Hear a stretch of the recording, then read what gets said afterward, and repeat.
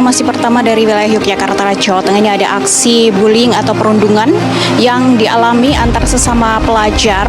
Dari video yang beredar, perundungan ini terjadi oleh siswi SMP Negeri di Purworejo, Jawa Tengah, dan kini kasus tersebut sudah ditangani aparat berwajib. Korban berinisial ZAR 13 tahun mendapatkan perlakuan tidak menyenangkan dari teman-temannya. Video yang sempat viral di kalangan pelajar di Purworejo ini diduga terjadi di luar lingkup sekolah.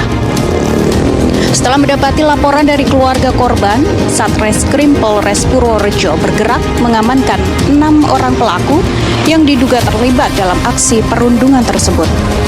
Dari keterangan pihak kepolisian, kejadian berawal lantaran para pelaku tidak terima. Korban melaporkan perilaku keseharian teman-temannya di sekolah kepada guru, sehingga berujung terjadinya aksi bullying. Ya, pemirsa, miris aksi perundungan kembali terjadi. Kali ini siswa SMP Negeri di Purworejo, Jawa Tengah mengalami perundungan oleh teman satu sekolahnya yang dilakukan baik di sekolah maupun di luar lingkup sekolah. Ya, dalam video terlihat korban mengalami tindakan penganiayaan oleh pelaku. Bukan hanya dalam bentuk penganiayaan fisik, namun juga secara verbal dalam bentuk makian dan kata-kata kasar, sehingga korban hanya bisa diam dan menangis saat dianiaya. Pelaku yang berjumlah 6 orang ini dan rata-rata berusia 13 tahunan merupakan teman sekolah korban. Menurut pengakuan polisi, perundungan ini terjadi karena pelaku menganggap korban telah mengadukan perilaku mereka pada guru. Dan akibat kejadian ini, ke-6 pelaku langsung diamankan dan dalam proses penyidikan oleh pihak kepolisian.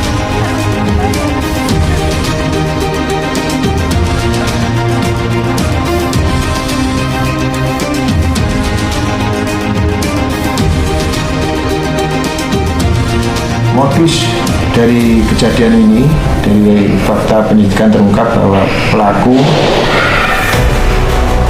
tidak terima karena korban telah melaporkan tentang kenakalan para pelaku ini ke guru bimbingan. Sehingga dengan adanya hal tersebut, korban dibully, mengalami perundungan oleh beberapa pelaku yang berdasarkan hasil penyelidikan dan penyidikan terungkap pelaku sebanyak 6 orang. Kita semua akrab dengan istilah bullying atau bahkan pernah mengalaminya, baik itu teman dekat kita, saudara kita, atau bahkan diri kita sendiri. Bullying sendiri adalah sebuah tindakan untuk menghina, mempermalukan, dan mengintimidasi orang lain.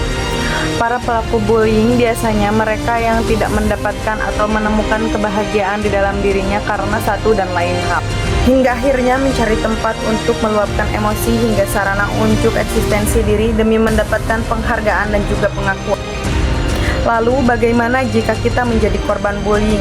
Jika bullying yang dilakukan adalah bullying yang berupa tindakan fisik, tindakan pertama yang harus kita ambil adalah kita menghindari orang yang membuli atau pelaku.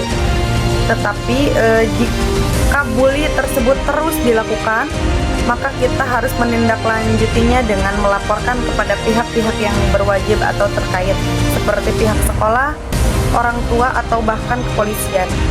Namun, jika bullying yang dilakukan hanya berupa gestur atau ucapan, maka tentu kita bisa menghadapinya dengan cara memberitahu mereka bahwa apa yang mereka katakan itu salah, atau mungkin kita bisa hanya mendiamkannya lalu pergi. Yang jelas tidak perlu diambil hati ketika mereka mempermalukan dan mengejek kita, karena itu yang mereka harapkan. Mereka akan senang ketika melihat kita terganggu dan juga tersinggung.